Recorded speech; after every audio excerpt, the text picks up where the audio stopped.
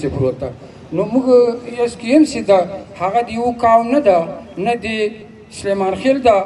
نه د پوند ده نه د یو پښتون ده دا د پنجابي هم ده دا د سند هم ده دا د بلوچ هم ده دا د ټولو قومونو زه یو اپیل کوم په پښتو په ژبه باندې چې وروره بغض پرېږدئ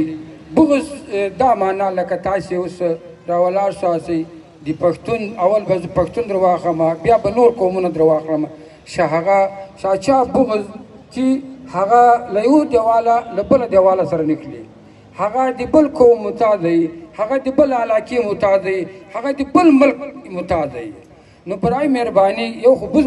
پرېږدئ او بل اتفاق وکړئ اتحاد وکړئ د پاکستان په سطح وکړئ دا نه چې د یو قوم دا نه چې د یو شاخ د پاکستان په سطح باندې تاسې یو اتفاق وکړئ نو انشاءالله نه به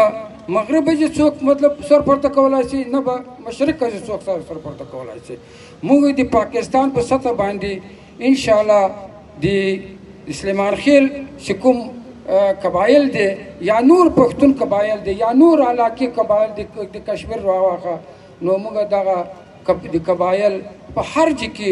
مطلب یعنې د قبایلو اتفاق یې کړی ده د خپل ملک دپاره زه ټولو ته اپیل کوم د لاهور په سطح باندې چې تاسې په دې الیکشن کې حص واخلئ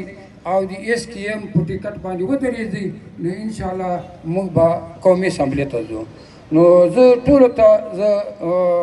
معذرت هم غواړم له ټولو چې موږ